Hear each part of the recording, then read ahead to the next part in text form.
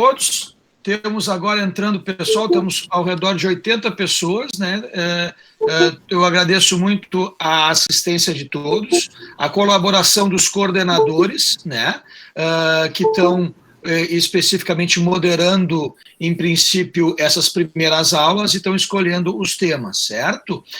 Então, hoje nós vamos ter polissonografia, regras gerais, estadiamento no adulto, né? E, posteriormente, semana que vem, nós vamos ter monitorização neurofisiológica intraoperatória e instrumentação pedicular, certo? Então, no mesmo horário.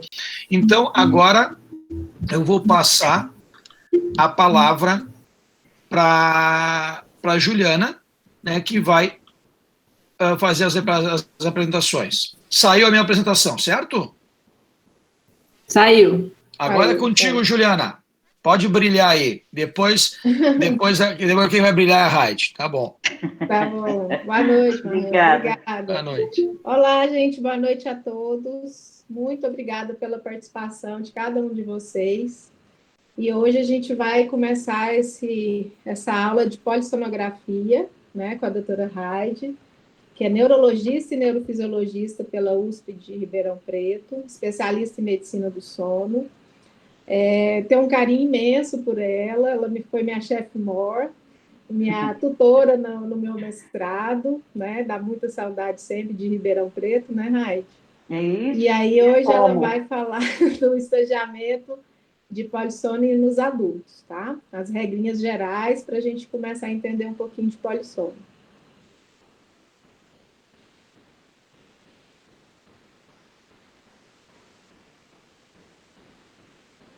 Posso começar? Pode, vamos lá. Então, pode vamos apresentar. lá. Tá certo.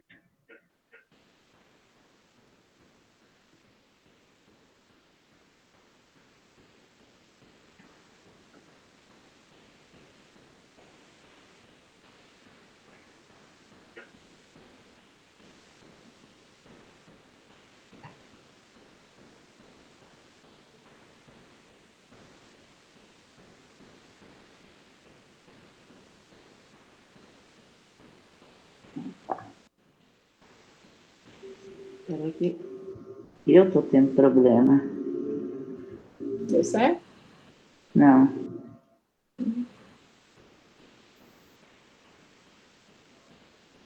Eu não estou conseguindo compartilhar minha tela.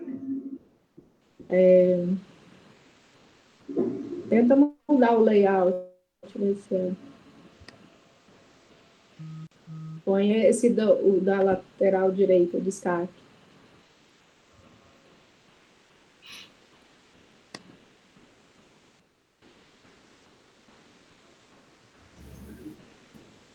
Deu?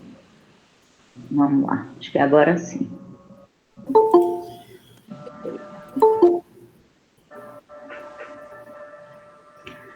Bom, aparecendo. Isso, obrigada. Eu agradeço, então, pelo convite, né? Eu conheço vários de vocês, já tem um tempinho que a gente trabalha com polissono. Eu acho que foi de extrema importância essa ideia desse projeto piloto, né? Não só para quem participa da neurofisiologia clínica diretamente, mas também em outras áreas, né, que não de cada tema, né, especificamente, mas nesses tempos, né, de pandemia, a gente está aprendendo a utilizar novas ferramentas. Eu acho que isso, a longo prazo, vai trazer bastante benefício em termos de ensino, né, e de atualização, né. Bom, eu vou falar um pouco, então, sobre essas diretrizes de estadiamento, baseado no Manual da Academia Americana de Medicina do Sono, da ASME, né? A gente utiliza esse manual há muito tempo, ele tem essas regras, as terminologias, as especificações técnicas. Para vocês terem uma ideia, em 1968 que foi lançado o primeiro manual de estadiamento de sono, pelo Rechtschaffen e Case, e só a partir de 2007 que nós começamos a utilizar esses manuais da ASME. Então, teve um gap aí bem grande, ele tem sido atualizado, atualmente nós estamos na 5ª edição, né, teve uma pequena revisão em 2019, né, em relação a essa de 2018, mas foram poucas modificações, eu acho que não vai atrapalhar a gente falar sobre ele. Então, aqui essa versão 2.5 que a gente utiliza para fazer o estadiamento do sono. Como vocês sabem, os estágios do sono a gente divide em vigília, que chamamos aí de W, estágio não REM 1, ou N1, estágio não REM 2, N2, estágio não REM 3, o N3, e o estágio REM. E quais seriam, então, as características polissonográficas, né, de cada um desses estágios?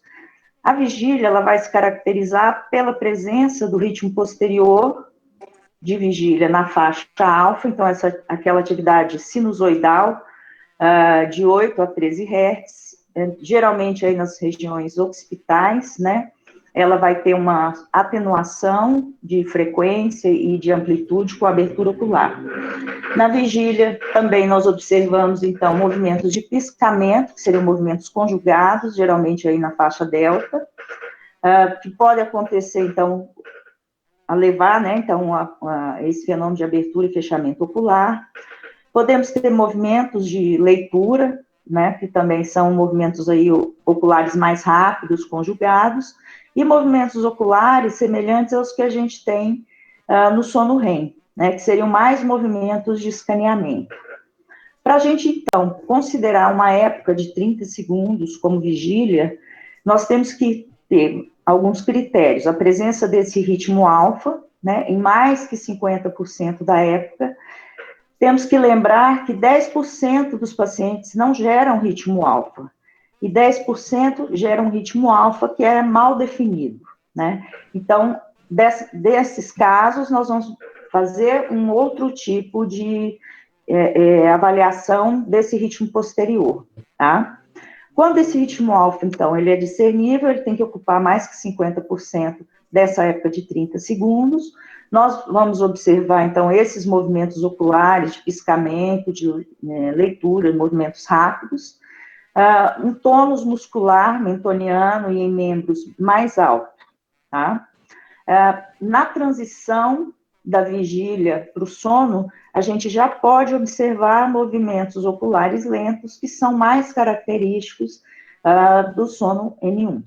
Então, aqui é um exemplo, né, clássico de uma época de vigília. A gente tem artefato muscular, a gente tem um tônus muscular mais alto, consegue ver essa atividade alfa, né, esses movimentos oculares rápidos, e um tônus também em membros alto, respiração geralmente irregular, né, então tudo isso contribui para que a gente possa fazer um estadiamento dessa época como vigília.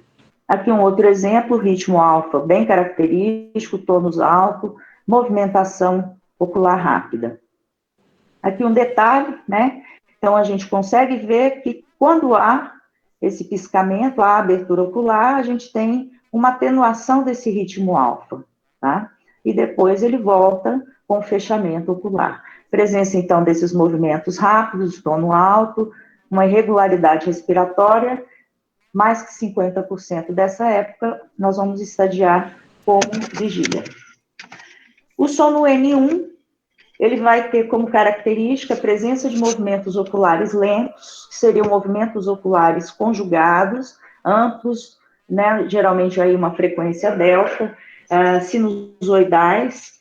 A atividade de base do eletroencefalograma, ela se torna uma atividade mais mista, geralmente faixa teta, e mais baixa amplitude que durante a vigília, né? A presença de ondas agudas do vértex, à medida que esse sono N1 vai progredindo, ela surge, então, nas regiões rolânticas, né, regiões centrais, que são aquelas ondas que têm um componente negativo e depois positivo, e a duração inferior a 0,5 segundos, porque senão aí a gente vai entrar num outro grafo elemento do sono característico da fase N2. É importante a gente lembrar que o início do sono, ele vai ser caracterizado, né, como a primeira época de qualquer fase do sono. Então, por que isso? Porque, às vezes, o indivíduo, ele entra rapidamente, após essa fase de vigília, no sono N2. Então, ele faz um curto trecho de sono N1, logo depois ele entra em N2. Um outro exemplo também seria em crianças que às vezes a gente precisa esperar que a criança durma para terminar de colocar sensores, e só assim, então, a gente começar, a gente considerar aí essa latência do sono. Então, nas pessoas que geram o ritmo alfa, nós vamos estadiar como N1, quando esse ritmo alfa ocupar menos que 50% dessa época de 30 segundos, né? E essa atividade base, a gente vai ver que é essa atividade base mista na faixa teta.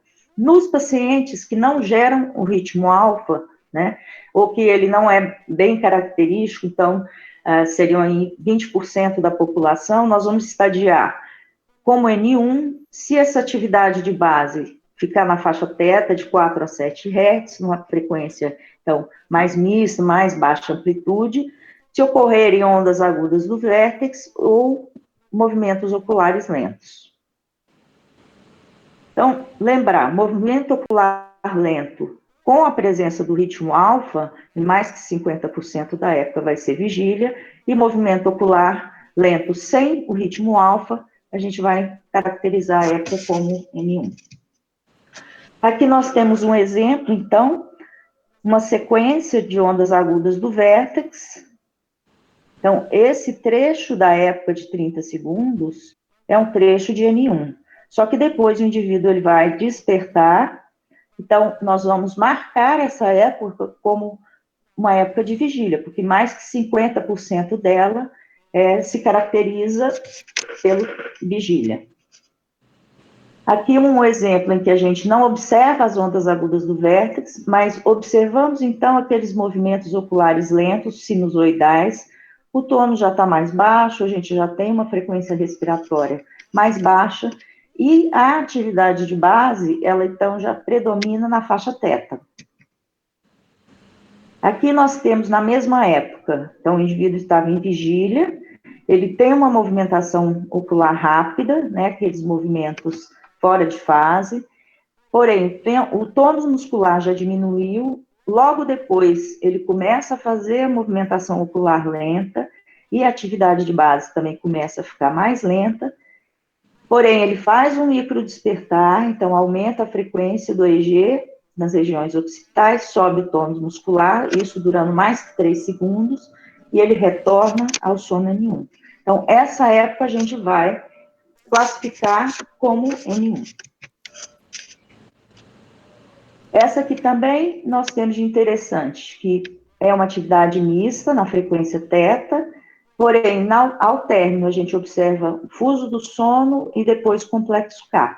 Porém, como eles surgem mais para o final da época, né, então o que predomina nesses 2/3 aqui é o sono N1, então a época vai ser classificada como N1.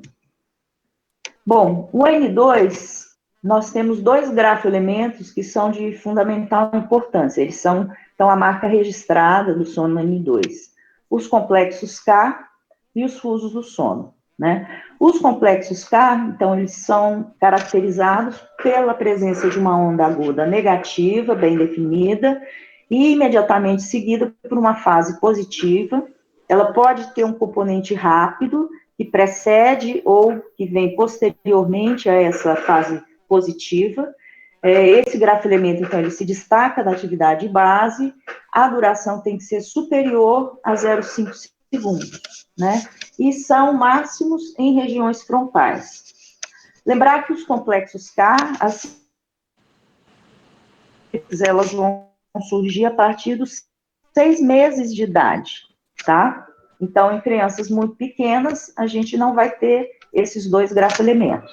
Porém, os fusos do sono, que surgem ainda aí no período de lactente, né, em torno no final do primeiro mês de vida, que se caracteriza por uma atividade rítmica entre 11 e 16 Hz, mas geralmente 12 a 14, com duração maior que 0,5 segundos, e eles também vão ter uma máxima, né, apresentação nas regiões centrais e regiões frontais. Então, aqui em destaque, a gente tem uma sequência de complexos K, nós temos alguns fusos do sono, e esse complexo K, ele vem acompanhado, né, vem sobreposta a essa onda aguda lenta, negativa, esse componente rápido, que é bem semelhante ao fuso do sono. Aqui uma sequência de fusos do sono. Então, a gente vai caracterizar a época como N2, um fuso mais bonito, né? Aqui, no final, a gente tem a presença de complexos K. Os fusos do sono, com essa característica, né, de ser na frequência, geralmente a frequência alfa. E nós vamos, então, caracterizar o início do estágio N2, se na primeira época, na primeira metade dessa época, de 30 segundos, a gente tiver a presença, então, de fusos do sono, de complexos K, né? Ou se no término da época anterior a que a gente está observando, a gente tiver esses dois marcadores aí do sono N2, sem que ocorra nenhum despertar logo após esses fusos e complexos K, né?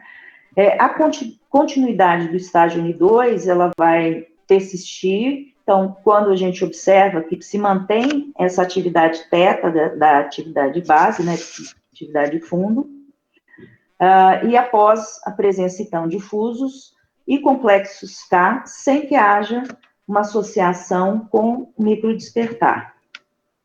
Então, quando que a gente fala que terminou uma época de N2? Quando há uma transição clara para a vigília, quando ocorre um microdespertar, ou caso ocorra um movimento corporal maior, né, sem que tenha, então, fusos ou complexos K associados. Ou quando a gente faz uma transição de N2 para N3, ou para o sono REM. Lembrar que os movimentos oculares lentos, eles ocorrem, então, no sono N1 e podem persistir no estágio N2. Então, aqui nós vimos com um complexo K, então, nesse trecho nós temos N2, ocorre um despertar, e logo após, a gente não tem mais nenhum grafoelemento de N2, nem fuso, nem complexo K, né? Então, o que predomina nessa época é o sono, então, somatória desse estágio aí, N2, mais o N1, só que a maior proporção do sono é o estágio N1, então nós vamos caracterizar essa época como N1. Aqui, então, exemplo em relação a esse término, né, do estágio N2. Aqui nós temos uma época, cada época seria esse espaço entre as linhas tracejadas. Esse aqui é um complexo K, esse aqui é um arousal, e aqui um novo complexo K. Então, essa época, eu tenho um complexo K bem no início dela, então eu vou marcar como N2. E até esse microdespertar também vai ser N2. Porém, após ele, essa época vai ser considerada como N1. Então, o microdespertar, ele interrompeu essa sequência de N2. No início da outra época, um complexo K, então eu volto a estagiar como N2, né? Nessa aqui, nós temos, então, o complexo K, a mesma coisa, essa época N2, essa época N2, só que aqui eu tenho um K-alfa, né? Esse complexo K, ele é associado, ou ele é o microdespertar. Então, após esse microdespertar, eu vou caracterizar essa época como N1, depois tem esse complexo K, nessa que eu não tenho nenhum grafoelemento, nem complexo K, nem fuso, mas como vem precedida pelo complexo K, vai ser também N2. Aqui é um movimento corporal maior, né? Então, essa época é N2, porque eu tenho K bem no início dela. Nessa época, eu não tenho o ritmo alfa, né? Posteriormente, eu também não tenho nenhum outro grafoelemento do sono, e aqui também não. Então, eu vou marcar essas épocas todas como N2, tá? Porque eu não tive, junto com essa movimentação corporal maior, nenhum elemento que sugerisse uma transição para outra fase do sono. Ao contrário desse exemplo, no qual, após esse movimento corporal maior, eu tenho uma movimentação ocular lenta, né, o tônus está baixo, então essa época vai ser N1, e após o complexo K, então a outra época vai ser marcada como N2. Sono 3. O sono 3, ele se caracteriza pela atividade de ondas lentas, né? Então, seriam ondas na frequência delta de meio a 3 Hz, com essa amplitude medida de pico a pico, né? E essa amplitude acima de 75 microvolts, medida nas regiões frontais.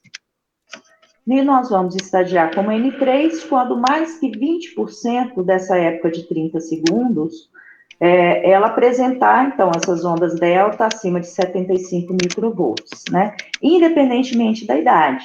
Então, a gente espera que o idoso, ele tenha também sono de ondas lentas com essas características, né? É muito comum a gente ver na polissonografia idosos que fazem atividade delta, mas que não atingem essa amplitude de 75 microvolts. Então, nós não podemos marcar como N3, né? Algumas observações. Então, a presença de fusos do sono é muito comum durante o sono N3, e os movimentos oculares lentos, geralmente a gente já não observa mais no sono N3. Então, aqui a gente tem uma sequência dessas ondas delta de alta amplitude, que tem acima de 75 microvolts, e podem ser, inclusive, complexos K, né? Então, o fato de tiver mais que 75 microvolts em mais que 20% da época, nós vamos marcar essa época como N3. Aqui está uma época comprimida, né? Então, em vez de 30 segundos, 60 segundos, vocês observarem que realmente destaca bastante essa atividade delta de alta amplitude, né? Então, aqui nós temos duas épocas de N3. Aqui também mostrando essa atividade, né, delta de alta amplitude e a presença de fusos, né? Então, isso não impede que a gente vá estadiar a época como N3. Sono REM. No sono REM, então, a principal característica é a presença dos movimentos oculares rápidos, que são aqueles movimentos também conjugados, irregulares, geralmente tem uma alta deflexão, né, e são mais agudizados. O tônus muscular é bem mais baixo do que os estágios anteriores, e a gente pode observar também essa atividade muscular transitória, né, que são surtos bem rápidos, de aumento dessa atividade muscular, que ocorre frequentemente junto com a movimentação ocular rápida, né? A presença de ondas dente de serra, que são surtos de uma atividade aguda, também negativa, né? Geralmente elas são em formação um pouco mais triangular, de uma amplitude não tão alta e na frequência θ, que a gente observa aí nas regiões anteriores, e que podem ou não acompanhar aí esses movimentos oculares rápidos. Então, para estadiar a época de 30 segundos como REM, nós precisamos ter uma atividade de base mista, de baixa amplitude, o tônus muscular mentoniano reduzido, a presença dos movimentos oculares rápidos e a presença de ondas dentes de serra. Lembrar que nem sempre a gente tem esses 4 elementos na mesma época. Em alguns pacientes, a gente observa a presença de ritmo alfa durante o sono REM. E muitas vezes ela é até mais exuberante do que na vigília. Só que é uma atividade alfa numa frequência 1 a 2 Hz menor do que o ritmo alfa, ritmo posterior de vigília, né? Alfa desse paciente, tá? A presença das ondas dentes de serra são extremamente sugestivas, então, muitas vezes a gente observa esse surto de onda dente de serra e, às vezes, 1 ou 2 épocas depois que a gente vai ver essa movimentação ocular rápida, tá? Então, ele é um ótimo marcador também do sono REM, né? No primeiro estágio REM da noite, a gente tem uma menor quantidade de movimentos oculares rápidos, e a gente pode ter ainda a presença de complexos K ou difusos interposta a essa atividade de base, mas o tônus muscular vai ser baixinho, né?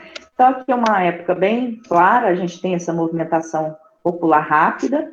Essa atividade de base já é uma atividade mista, a gente observa a frequência teta, beta, mas é uma atividade de baixa voltagem, e aqui está terminando com um microdespertar. Aqui uma sequência dessas ondas dente de serra, que são um marcador aí do estágio REM. Aqui a presença, então, de movimentação ocular rápida, aqui também o tônus muscular mais baixo. Aqui uma sequência bem bonita de ondas dentes de serra, né, duas na verdade, e a gente tem movimentos oculares, às vezes, bem sutis, né? E o tônus muscular baixo, respiração geralmente irregular. Quando, então, que nós vamos continuar estadiando uma época, se ela não apresentar movimentação ocular rápida, né?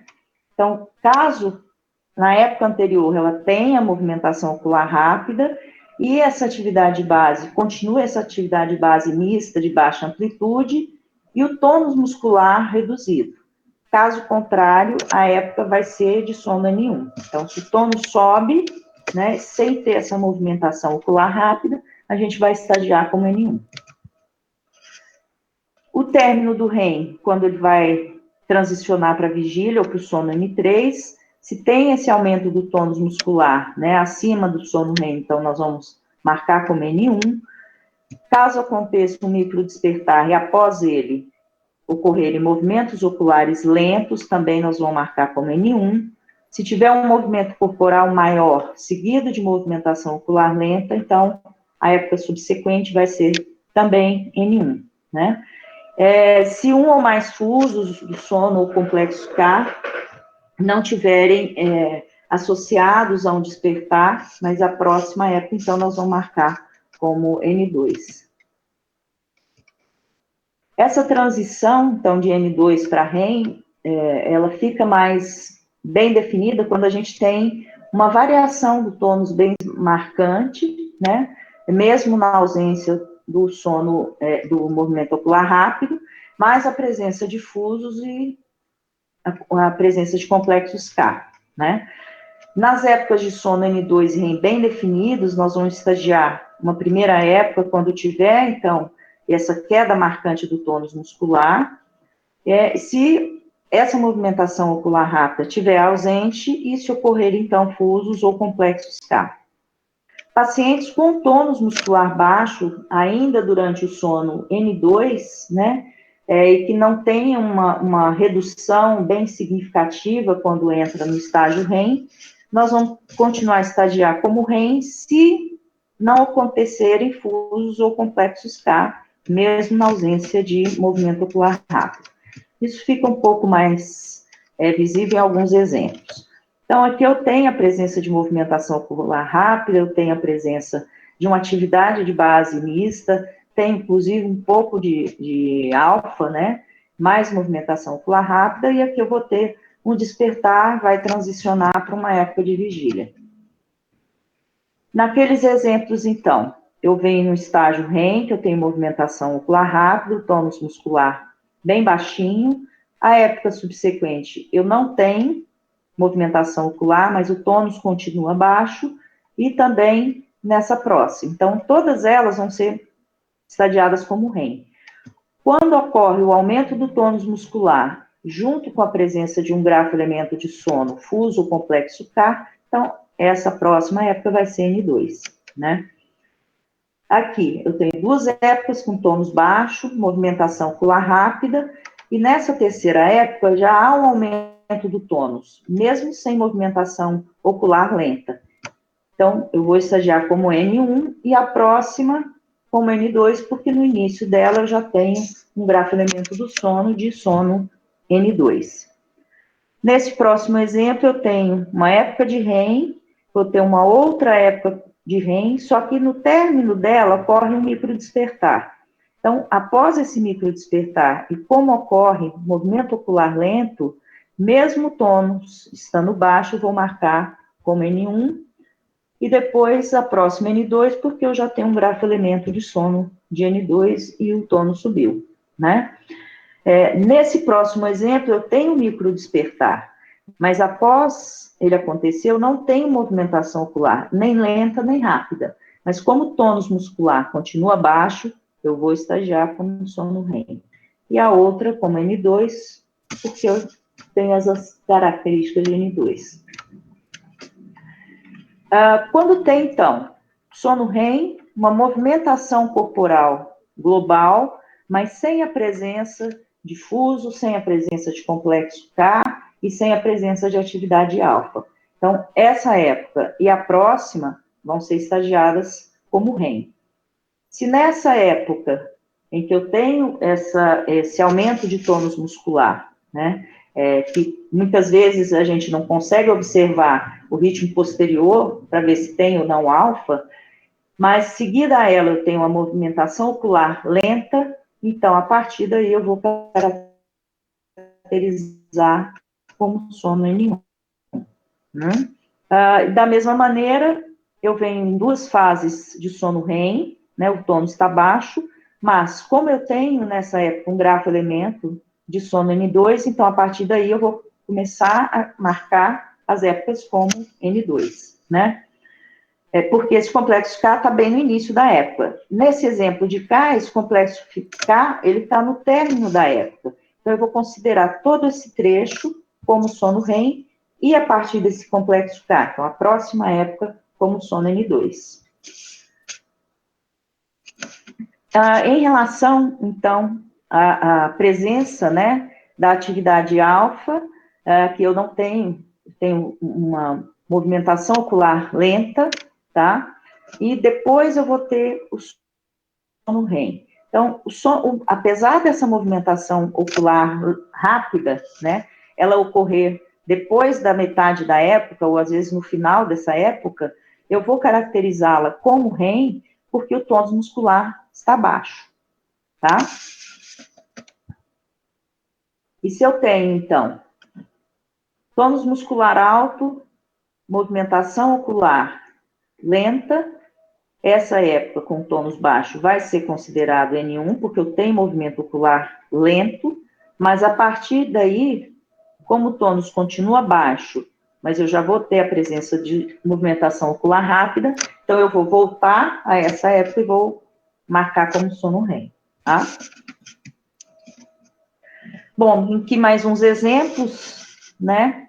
Então, eu tenho a presença de complexos K, então, tônus baixo, eu vou marcar essa época como N2, mas como o tônus continua baixo, e logo após eu tenho uma movimentação ocular rápida, então eu vou estagiar, a gente brinca, né, no nosso serviço, que é um REM retrospectivo, né? Então, eu preciso, às vezes, voltar e reestadiar aquela época que isso aconteceu, né? A mesma coisa se, ao invés do complexo K, eu tenho um microdespertar. Então, eu vou fazer essa marcação do REM retrospectivo nessas duas épocas anteriores. Bom, avançando um pouquinho, então aqui eu tenho uma época em que eu tenho um sono REM, eu tenho uma movimentação ocular rápida, né? Vocês veem que eu tenho uma flutuação de tônus, mas depois esse tônus aumenta mais, e aí sim vai surgir essa atividade rápida, né? Mostrando, então, que há um microdespertar, e após esse microdespertar, eu vou sair dele com a movimentação ocular lenta e uma atividade de base de baixa voltagem, sem a presença de sono, de nenhum marcador de sono N2, né, e essa atividade mista. Então, predomina na época o sono, então, REM e sono N1.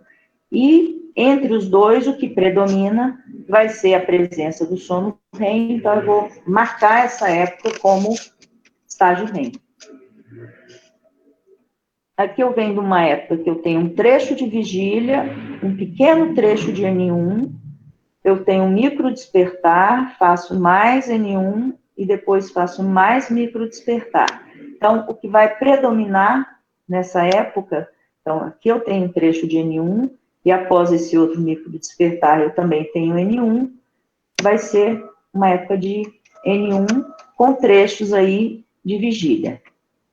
Aqui eu venho um sono 2, né, com complexos K, e depois eu tenho um período de vigília, tenho um período de sono N1, e volto a ter um micro despertar. Só que entre esses dois despertares, eu não tenho 10 segundos.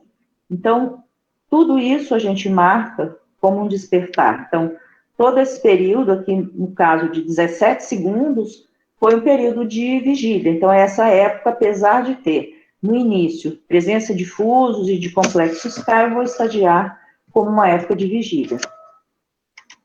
Aqui eu tenho micro despertar, tenho sono N1, tenho sono 2, tenho um novo micro despertar, e no final eu saio de novo com sono N2, né? Então, eu vou ter 2 trechos pequenos de N2, mas a maior parte da época, ela vai ser caracterizada por sono N1.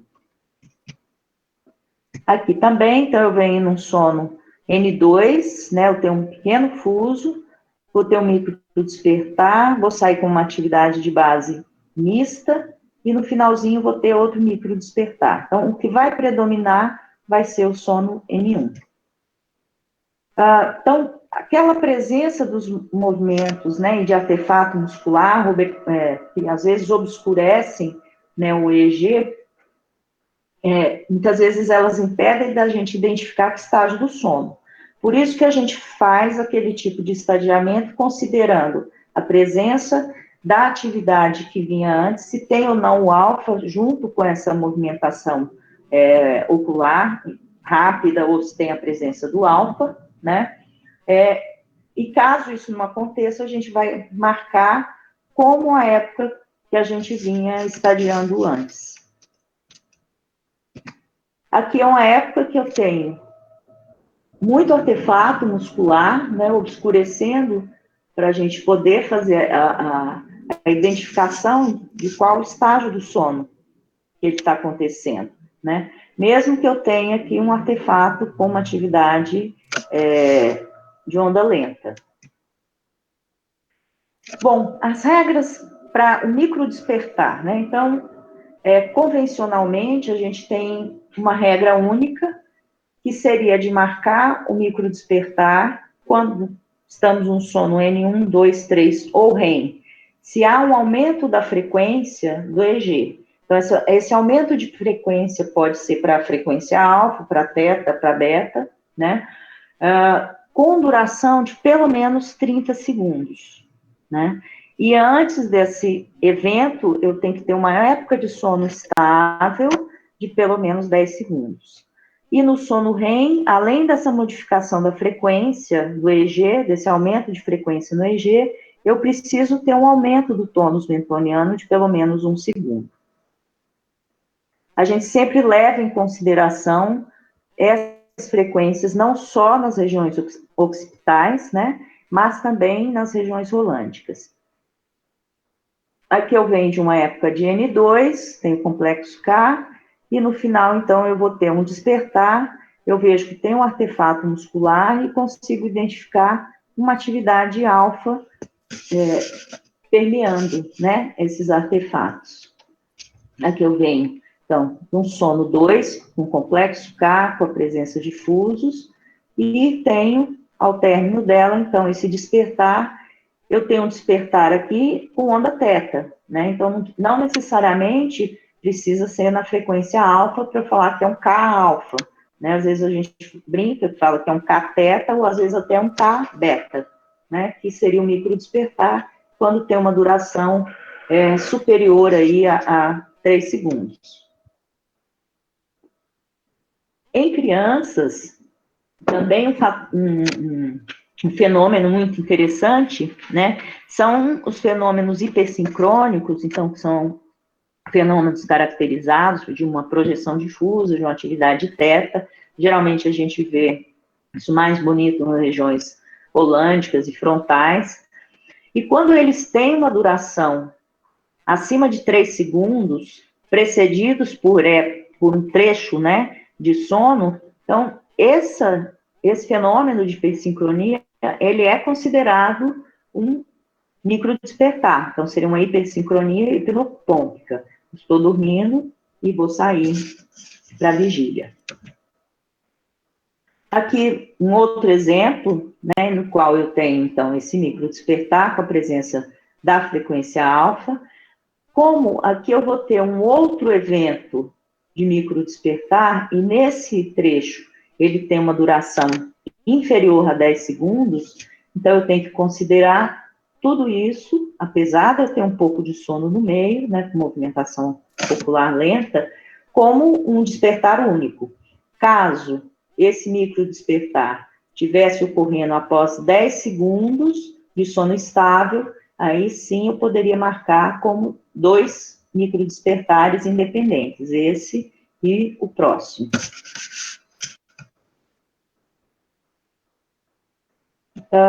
Aqui a gente tem, então, um exemplo de microdespertar. O paciente vem em sono 1, ele vai fazer um microdespertar e vai continuar na mesma época em sono 1, sem essa interferência. Vou passar mais rápido, a gente tem outras coisas. Aqui, então, eu tenho uma transição, né, o término do sono REM por microdespertar. Aqui também eu tenho uma época de REM, na qual eu tenho uma atividade de base mista, tenho movimentação ocular rápida, né, que a gente pode ver aqui, e ao término, microdespertar, porque eu tenho um aumento de frequência do EEG e também tenho um aumento de tônus muscular.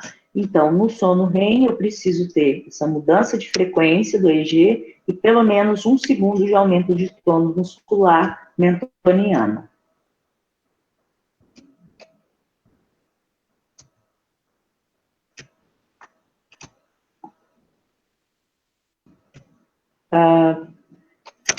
Às vezes a gente tem alguns dilemas, né? Por exemplo, esse. Então, eu tenho na mesma época um trecho em que 50% dela eu tenho vigília e os outros 50% eu tenho sono nenhum, né? Então, como que eu vou estagiar essa época? Eu, particularmente, prefiro sempre privilegiar o sono, né? Então, a gente vai considerar que teve o despertar, microdespertar, ou o despertar, né, precedendo essa época, mas eu estadiaria, o tônus está baixo, eu já tenho movimentação ocular lenta, que no final eu tenho grafoelementos, né, tem onda aguda do vértex, então como 50% dessa época é de sono N1, eu estadiaria como sono N1, mas seria possível marcar como vigília. Bom, nessa época eu tenho então um microdespertar, tem um trecho de 9 segundos de sono N1, tem um trecho de 12 segundos de sono N2, e aqui vinha, né, se vocês acreditarem em mim, também um pequeno trecho de N2. Então, vai predominar sono, ele vai sair em N1, mas o que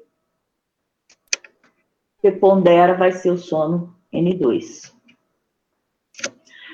E às vezes a gente observa, né, o sono REM com a perda da tonia, que não necessariamente, então, esse aumento do tônus, ele vai ser considerado um microdespertar, porque eu não tenho uma alteração de frequência do EEG, tá? Então, existe um fenômeno, que seria o REM sem atonia, no qual a gente tem essas oscilações de tônus muscular, que pode ser uma oscilação mais tônica, ou às vezes essa oscilação mais fásica, né? Então, seria o sono REM sem atonia, e que nem sempre esse aumento do tônus, ele é acompanhado ou é caracterizado como um microdespertar, porque não tem aumento, então, dessas frequências do EEG. Bom, eu gostaria de saber, né, depois de vocês no término,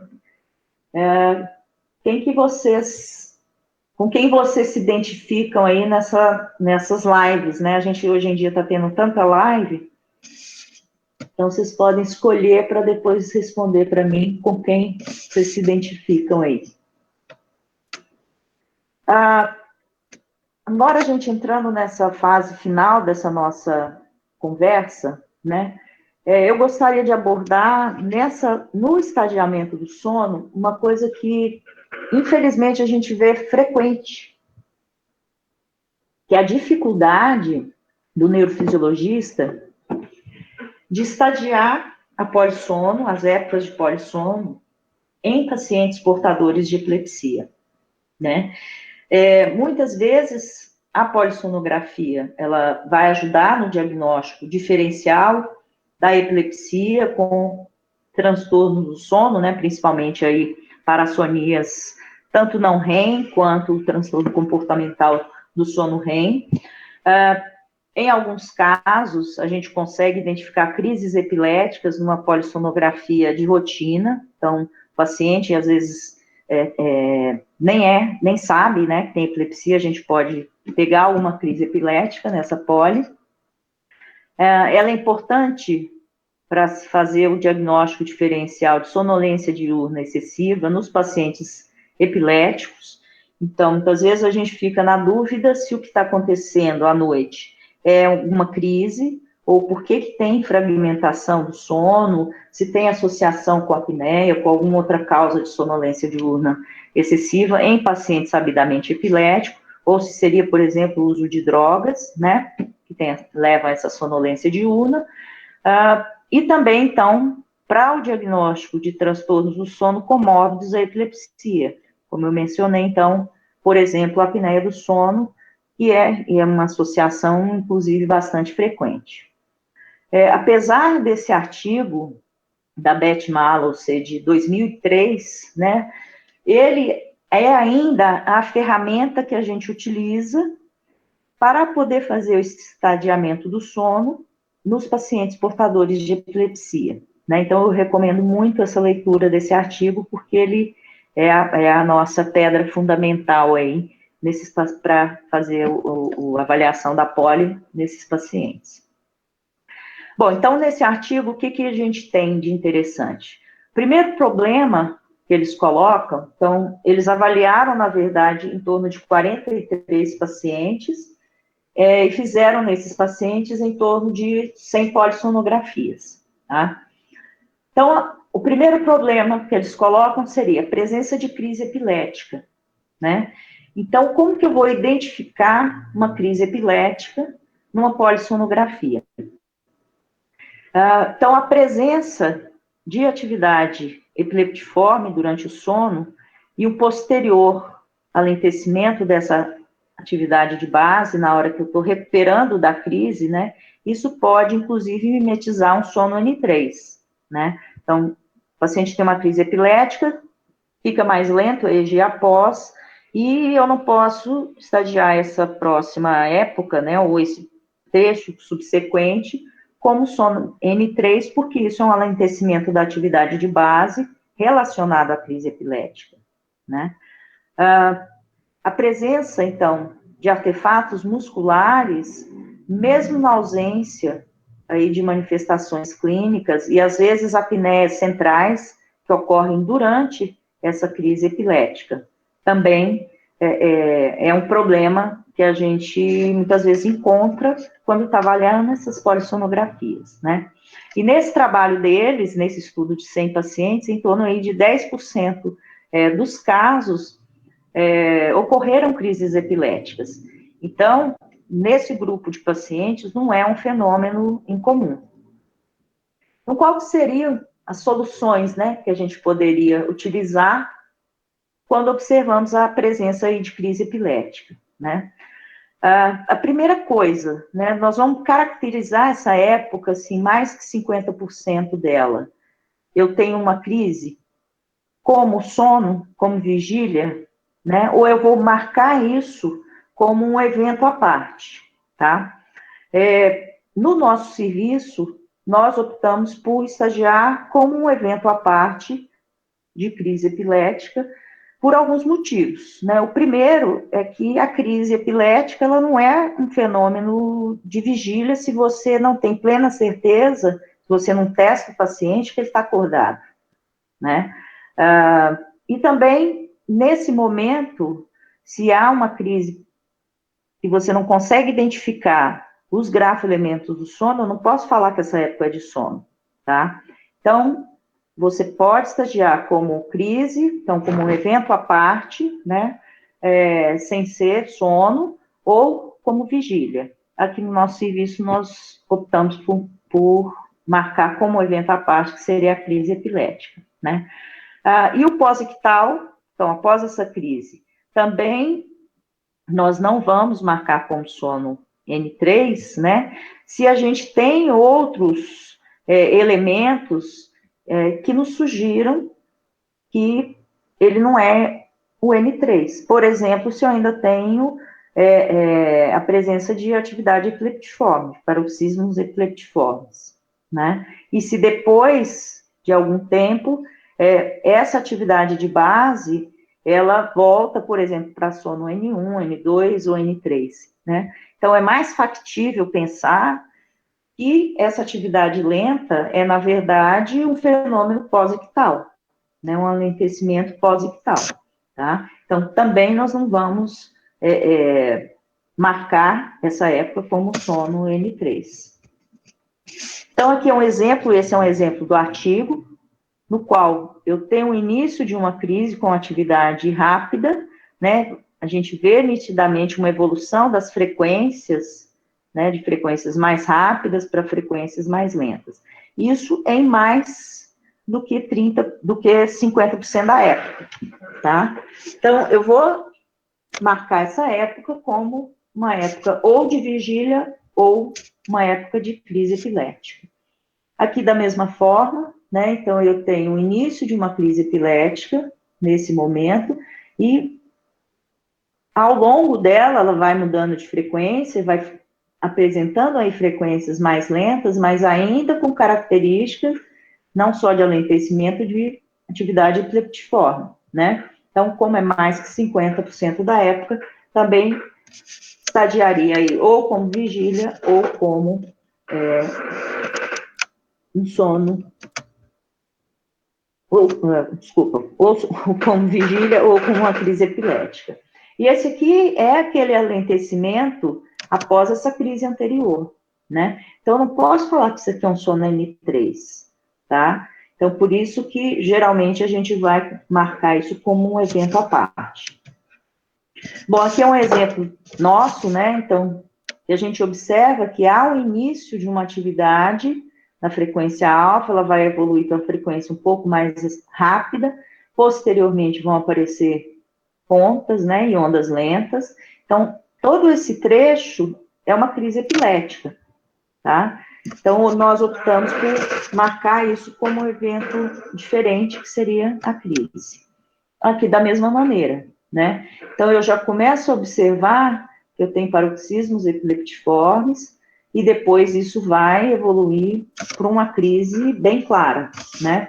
É importante, nesses pacientes, sempre tentar, mesmo quando é, por exemplo, para você fazer um diagnóstico de apneia no paciente epilético, né? A gente tentar fazer a montagem estendida. Então, além dos canais convencionais que a gente usa, né, frontal, rolante, occipital, olho, mento, etc., a gente colocar eletrodos adicionais para tentar cobrir a maior área possível, né, do encéfalo. Então, geralmente, a gente coloca temporais, parietais, bilateralmente e também eletrodos aí de linha média.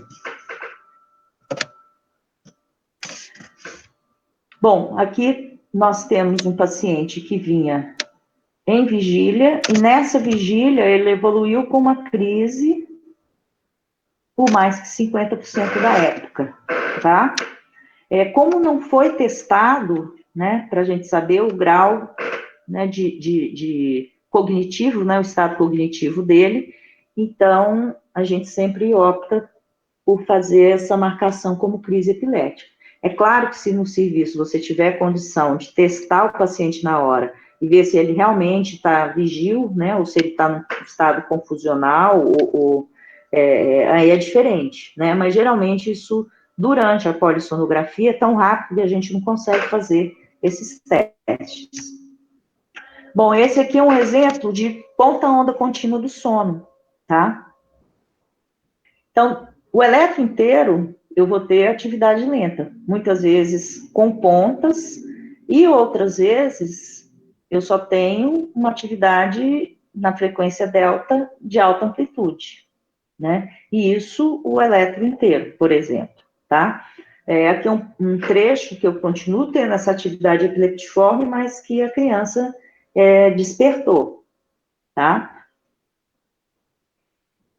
É aqui o mesmo exemplo. Então, eu venho de uma atividade de ponta-onda contínua e depois eu vou fazer um micro despertar. Então, nesses casos, nos quais a gente tem uma dificuldade de fazer esse estadiamento, né, de sono, então, às vezes o paciente tem uma encefalopatia tão grave em que não é possível você diferenciar os estágios do sono. Então, nesses casos, aí a gente vai estadiar como vigília, sono REM e sono não REM, né? E às vezes só a gente consegue pegar de vez em quando algum grafoelemento, e aí sim dá para marcar uma época, aqui não, porque teve a crise, mas uma época de diferenciar, né? Vigília, sono 1, 2, 3, etc.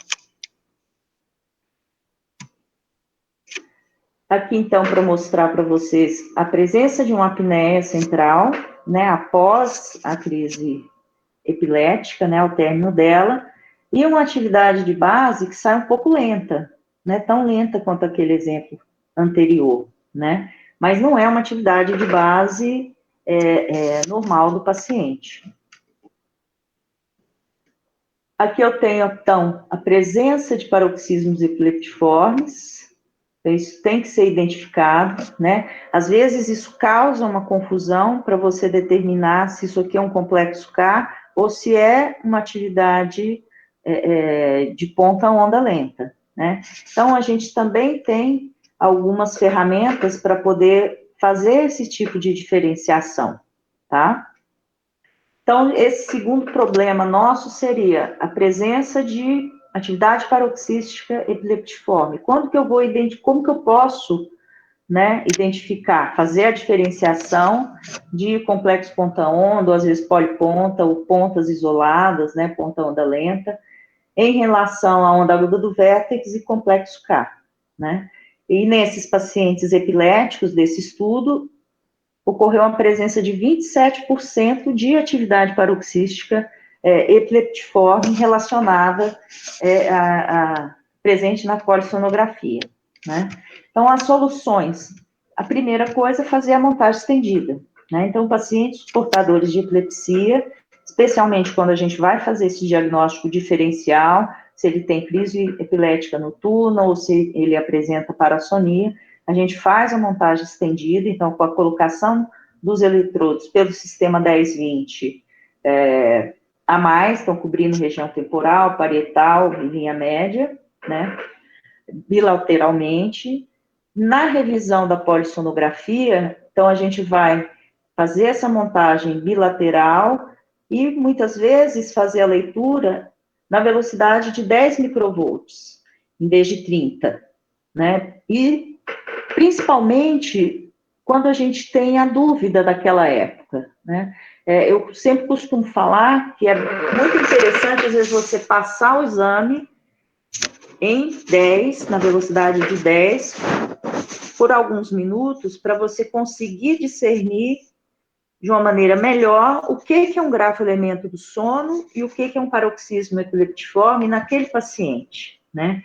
Isso é mais interessante ainda se eu consigo ver um trecho de sono REM, porque o sono REM, a gente vai ter uma localização, né, e uma menor área de distribuição dessa atividade paroxística epileptiforme, tá? Então, ele, além disso, então, uma menor área de distribuição, ele vai ter uma unilateralidade. Então, isso pode facilitar para a gente identificar essa atividade paroxística epileptiforme. E lembrar também que, geralmente, onda aguda do vértex e complexo K, eles ocorrem bilateralmente, né, tem uma maior área de distribuição e, geralmente, são síncronos, né? Uma outra possibilidade é quando a gente está fazendo a revisão da polissonografia, em vez da gente utilizar a referência cruzada, né, então, hemisfério direito, mastoide esquerda e vice-versa, a gente tentar usar uma referência única para identificar se tem essa atividade epileptiforme localizada predominando, né, a amplitude, etc., em um ou mais hemisférios. Aqui, então, a gente tem um exemplo, né, dessa atividade epileptiforme, predominando, então, nas regiões anteriores. Aqui também, né, a gente tem, então, a presença dessa atividade epileptiforme lateralizada, né, a gente vê mais amplo aqui no hemisfério esquerdo. Aqui também, então, esse aqui é um exemplo no qual a gente tem atividade epileptiforme bilateral. Então, a gente vê aqui uma onda aguda, né, e a gente vê pontas, só que tem uma lateralização em termos de amplitude, né, dependendo do tipo de epilepsia, isso vai variar ao longo da noite, então a gente sabe as epilepsias rolânticas, isso é mais frequente. Nas epilepsias de lobo temporal, geralmente os paroxismos são mais localizados em um hemisfério só, né? E por isso que é interessante a gente abrir o eletro. Então, em vez de ver na velocidade de 30, a gente vai ver na velocidade de 10, para caracterizar melhor o que é um grafo-elemento do sono daquele paciente e o que é uma atividade epileptiforme dele, tá? Diferenciação entre estágio N2 e N3, quando há um excesso dessa atividade paroxística epileptiforme, né, com a presença aí de ondas lentas, a gente vai tentar fazer essa diferenciação com a montagem estendida, né, ver trechos aí na velocidade de 10, e se houver uma quantidade menor de ondas lentas que não sejam relacionadas à atividade paroxística, né, a gente vai marcar como N2, e caso esteja uma frequência maior, né, tem uma frequência maior aí de atividade lenta, mais que esses 20%, então a gente vai caracterizar como N3. E nos pacientes com POX, então nós vamos estadiar geralmente como vigília, sono não REM e REM. E não só pacientes com POX, né, tem pacientes que têm um retardo grave, que tem muito paroxismo epileptiforme, que a gente sabe que o sono é um grande ativador de atividade epileptiforme, então aí a gente vai também, às vezes, só conseguir fazer esse estadiamento em vigília, sono não REM e sono REM, né? A gente pode não ter fuso, pode não ter complexo K, porque ele já tem uma atividade base tão deteriorada que não tem como você fazer essa diferenciação. E importantíssima a presença do vídeo, né? Então, hoje em dia, o que a gente preconiza é fazer a videopolissonografia, para que a gente possa observar se tem fenômenos. Então, pode ocorrer dúvida se o fenômeno é um microdespertar, né? Um paciente, a gente viu lá um de ponta-onda contínua, em que ele continuava apresentando a ponta-onda contínua, mesmo durante o microdespertar. Então, o vídeo, ele vai ajudar sobremaneira a gente conseguir fazer essa diferenciação.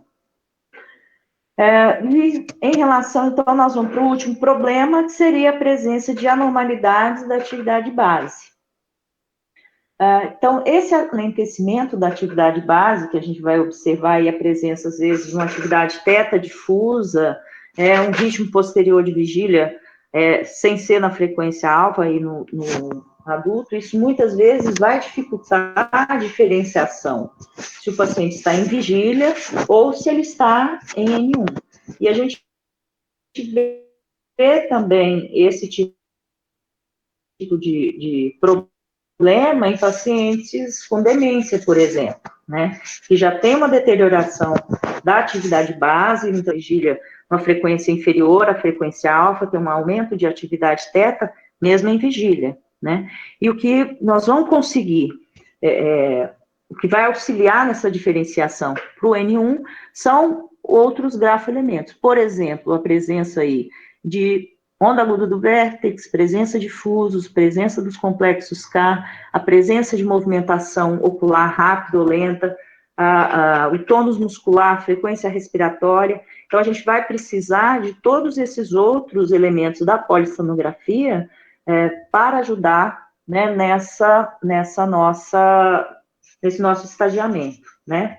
E nesse trabalho também, então, vocês veem que é uma proporção muito grande, eles apresentavam a normalidade da atividade base, né? E lembrar que tudo isso a gente precisa escrever no laudo do paciente. Então, a gente sempre tem que colocar se ele tem alteração de atividade base, se ele tem atividade epileptiforme, tentar caracterizar da melhor maneira possível, né, essa localização, o tipo de atividade epileptiforme também. Então, a gente precisa tentar identificar uma época inequívoca de vigília, então, com todos aqueles outros parâmetros, né, piscamento, tônus, respiração, observar qual que é a frequência desse ritmo posterior de vigília, né, e como que é essa atividade de base durante a vigília. Então, a partir daí, a gente vai poder ter parâmetro para as outras fases do sono. E, geralmente, a gente consegue fazer isso na velocidade 10, na velocidade que a gente lauda o eletroencefalograma, né? Nós vamos marcar como N1, então, caso não tenha o ritmo posterior de vigília, né? Na presença de onda aguda do vértex, movimento ocular lento. E uma outra coisa que também ajuda a identificar essa transição da vigília para o sono 1 seria um aumento da atividade epileptiforme. Então, assim como N1 e no N2, há um aumento, né, da atividade paroxística epileptiforme em várias epilepsias. Então, isso também ajuda a pensar que aquela época já possa ser uma época de sono. E no caso do estágio 2, a presença de fuso, complexo K, e também a presença dos movimentos oculares lentos, né? Então, isso que vai ajudar na nossa caracterização dessa época de sono. Bom, aqui então eu tenho a presença de vários paroxismos epileptiformes, eu tenho um alentecimento dessa atividade base, né? E tenho uma atividade base que não me permite avaliar se ele está em vigília ou se ele está em algum estágio de sono. Então, às vezes eu vou poder falar só que o paciente está em vigília ou se ele está em sono pela movimentação ocular, né, que eu vejo uma presença, né, do eletroencefalograma sendo captado aí pelas mastoides e também pelos eletrodos frontais, né? O tônus muscular está baixo e essa atividade base já bem mais lenta, né? Então, isso pode ajudar a gente a caracterizar como um estágio 1. Aqui fica um exemplo, né, de ponta-onda contínua durante o sono, em que você realmente não tem como caracterizar como vigília, nem sono, nem fase, né, do sono, caso você não tenha, então, o auxílio aí do tônus muscular e da movimentação ocular, né? Então, eu vou marcar essa época como uma época de sono não REM, porque eu não tenho outros elementos que sugiram sono REM e também não tenho outros elementos que me sugiram que sejam a época de vigília.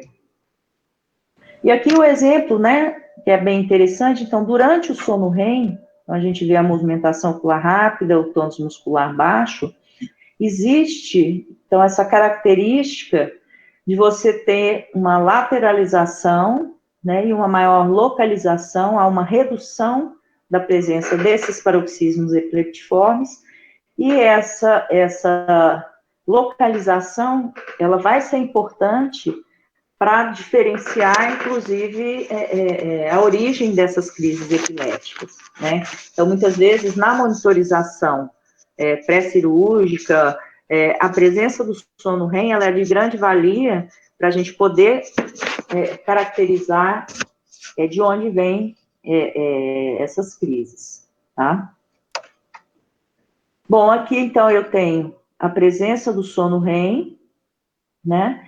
E no término dele eu tenho uma crise epilética, mas eu consigo diferenciar que o paciente então vinha numa época de sono e a partir daí que ele vai fazer uma crise epilética. Aqui também eu tenho um paciente, né, com poliponta onda, mas eu consigo identificar em alguns trechos, por exemplo, a presença de complexo K, né? Então, a depender da quantidade desses grafoelementos do sono, eu vou poder diferenciar, e é o que a gente sempre tenta, né? Caracterizar ao máximo se ele está numa fase de sono N1, N2, N3, ou REM, ou se é vigília. Então, o máximo de esforço a gente faz para tentar realmente estabelecer todas as fases do sono, tá? Aqui uma época de vigília, né? Então eu tenho uma movimentação ocular rápida, a presença da atividade alfa, e eu consigo observar, então, a presença desses paroxismos epileptiformes que estão ocorrendo aqui na região rolândica e região frontal. Muitas vezes, também, para fazer essa caracterização, né, essa localização, vamos dizer assim, dessa atividade epileptiforme, então a gente vai utilizar a presença de uma montagem com referência única, né, para tentar identificar qual hemisfério está essa maior amplitude, né. Bom, eu acho que aqui, então, a gente consegue ver nitidamente, né, a presença dessa atividade epileptiforme. Eu vejo que é uma época de sono N1, né, porque eu já tenho um sono, um ritmo posterior de vigília bem fragmentado, e aqui no finalzinho ele vai despertar e vai voltar a apresentar essa atividade epileptiforme. Então, o máximo possível eu vou tentar caracterizar qual estágio do sono, ou se é vigília, que o paciente se encontra, né? Aqui também, né, eu vejo que tem mais atividade alfa, então eu vou marcar como época de vigília. Uhum. Em alguns casos, infelizmente, não é possível você fazer essa diferenciação. Bom, acho que era isso que eu queria apresentar para vocês. Eu espero que no término dessa pandemia a gente consiga ainda ver uma luz no fim do túnel, né? E possa voltar a fazer nossas atividades aí presencialmente. Muito obrigada, doutora Raide. Acho que Aula eu passei bem do excelente, tempo, né? mas foi muito proveitosa, muito didática, tá? Com muitos exemplos práticos. Eu fiquei encabulada, acho que até o Fernando aí colocou também uma observação de tanto vídeo, ou de tanto exemplo de paroxismo epileptiforme nos traçados, muito bons, né? Aqui a A gente gente... tem essa facilidade, assim, no consultório tem Uhum, muito menos, né, essa chance, né? é. Geralmente o que a gente vê é tentar fazer a diferenciação de crise epilética para parassonia ou paciente epilético, sabidamente epilético, ou fazer avaliação, por exemplo, de parte respiratória, né? Uhum. Mas no hospital escola a gente tem essa variedade, essa quantidade, né, de exemplos bem maior. Muito rico, um arsenal muito bom, assim, e a sua aula foi muito didática, muito prática, né, com exemplo, para a gente poder diferenciar aí os gráficos elementos do som, foi excelente, obrigada, viu? E você se enquadrou em qual daqueles? Eu? Você sabe que eu ainda vou ter que analisar, eu fiquei em dois. Depois você dá uma olhada, hein? Perguntar para cada um pode se identificar depois para a Sandra, Depois você né? coloca na tela de novo para a Deixa eu gente ver se ver. eu acho ele de novo Tem aqui. algumas perguntas aí no chat. Tem várias perguntas aqui, eu vou começar aqui na ordem. Então, Tem uma vamos primeira lá. pergunta, Raide, do Rogério Silva.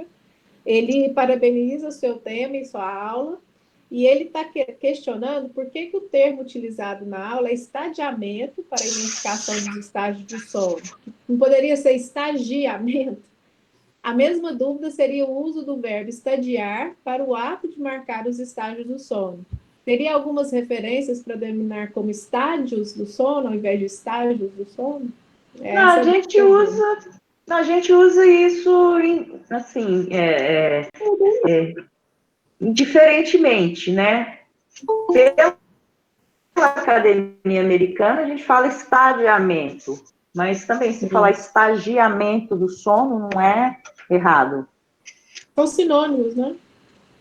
Sim, a gente não tem uma referência, vamos dizer assim, para te responder, né? Por que é uma coisa ou outra, mas a gente usa como sinônimo.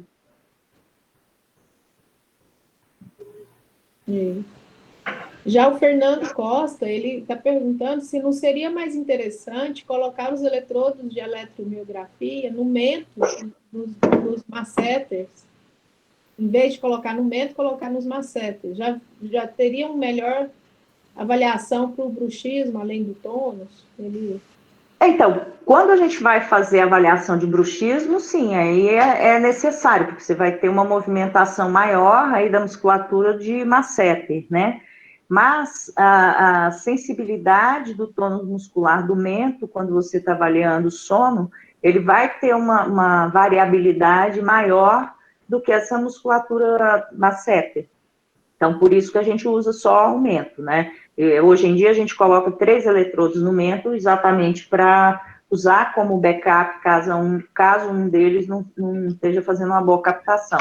Mas, para avaliação de bruxismo, é orientado a gente colocar masseter também. Então, são montagens diferenciadas para cada caso, né? Por exemplo, transtorno comportamental do sono REM, além dos eletrodos convencionais, a gente pode muitas vezes colocar, inclusive, montagem estendida, né, do eletroencéfalo, e geralmente coloca eletrodos em membro superior também, não só membro inferior.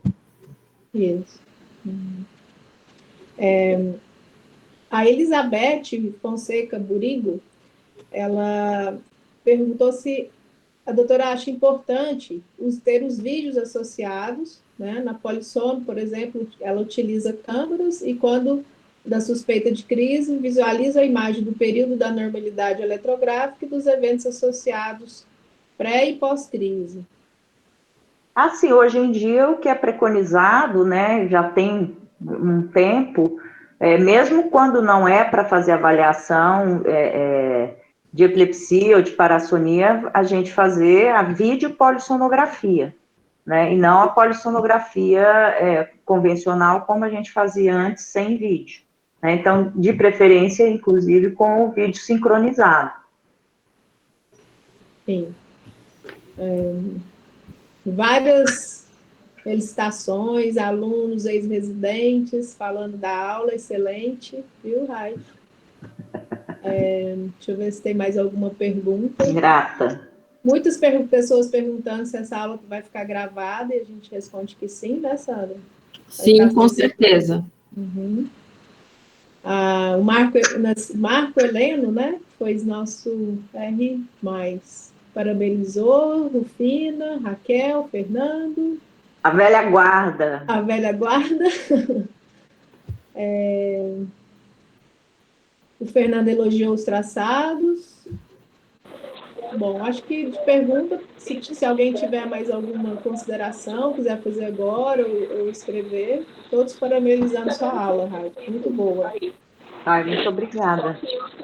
Raid, eu gostaria de ver, assim, quando você fala em crise epilética, para a gente estagiar no software do programa, ele considera outro evento, sem ser sono ou vigília? O software, ele sai depois como um evento à parte? Não. Quando, na época, a gente tem a crise epilética, né, se é mais do que 50% da época, aí a gente marca aqui como um evento de crise epilética. Então, assim, no estagiamento, né, no teclado, você vai usar um outro número, sei lá, número 8, letra M, etc. E depois eu vou computar todas essas crises, né? Tem paciente que faz 10, 20 crises ao longo da noite, né? Então, isso, a meu ver, não é um tempo de sono, né? Porque geralmente o paciente não está com nível de consciência comprometido, né? Então a gente descreve quantas crises teve, a duração de cada uma, a proporção em relação aí ao tempo total de sono. Agora, em relação a contar paroxismo, igual é feito em monitorização prolongada de EEG, isso a gente não faz, a gente só descreve a localização e se tem ou não uma quantidade maior, menor, etc., né? Tem mas não de quantificar paroxismo epileptiforme na polissono, nós não fazemos. Já fica inviável, né? Então, no software, você sim. configura uma outra tecla para poder ele aparecer como um evento à parte. Entendi. E depois conta isso como crise. Alguma pergunta a mais, gente? Não, pelo que eu vi aqui, mais nenhuma. Não? Antes de mais nada, agradeço a apresentação, que obviamente para mim eu fico boquiaberto, isso aí de novo não é absolutamente nada daquilo que eu faço, a não ser só praticar o sono. Isso. E mesmo assim, às vezes, meio difícil, né? Já está ótimo, na pandemia, se você estiver conseguindo dormir, está bom demais, está no lucro. Ainda mais quando a gente toma um pouquinho de vinho, eu sei que é meio gozado, mas é bom, né? Com um friozinho daqui. Bom, só para dizer que, só para manter ainda que a gente está gravando todas essas aulas, tá? O nosso apoio, ou seja, a Sandra e o Edmilson, eles estão fazendo esse tipo de coisa. Então, amanhã, de manhã, mais tardar de tarde, já está pronto, já está no nosso YouTube. Eu coloquei ali no chat, vocês podem entrar e sobe um pouquinho o YouTube, o endereço do YouTube, certo? E na quinta-feira vai estar no nosso site, tá bem? Certo? Raid, deixa eu ver uma coisa. Isso, eu ia dizer para fechar, porque daí eu vou colocar de novo, então, o da semana que vem, certo? Se alguém, não sei se consegue, está conseguindo enxergar, não? Sim. Está entrando, né? Tá. Se alguém quiser continuar comentando, né? Só para vocês terem uma ideia, agora nós tivemos um pico de 138 pessoas assistindo, uma média de mais ou menos 128 pessoas se mantendo praticamente constante, claro que agora abaixou, né? Então, nessas 4 aulas que nós tivemos mais de 650 acessos. Claro que pessoas acessam mais de uma vez, né? Mas me parece que a sociedade e as pessoas compraram essa ideia, e essa ideia me parece ser uma ideia que pode sim perdurar.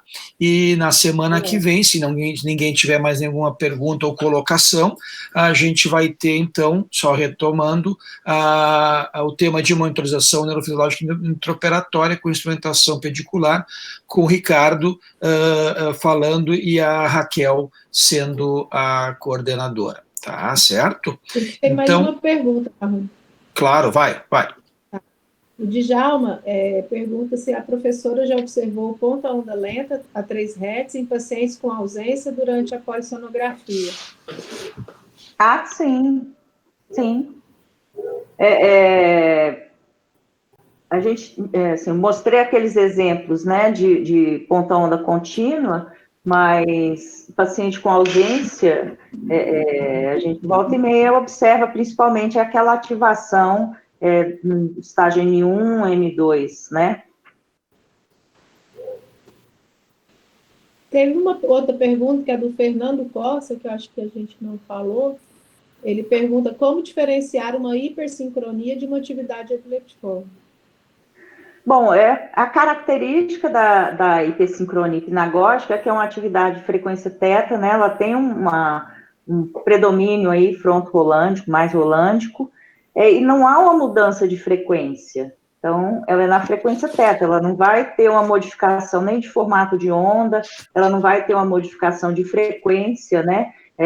Por exemplo, crescendo, decrescendo, às vezes começa um beta, o alfa e depois vai para teta, ou vice-versa, né? Começa mais lento, e a duração também, né? Então, a hipersincronia é um fenômeno geralmente rápido, né? Então, em torno aí de 5, 6 segundos, tá? E o que ajuda mais ainda é quando você passa, então, para ver na velocidade de elétron. Então, você vê que é um fenômeno bem uniforme. E tem a faixa etária, né? Própria da hipersincronia hipnagógica e hipnopômpica. Não sei se eu respondi. Sim. Bom, Sim? perguntas acho que finalizou, viu, doutor Marrone?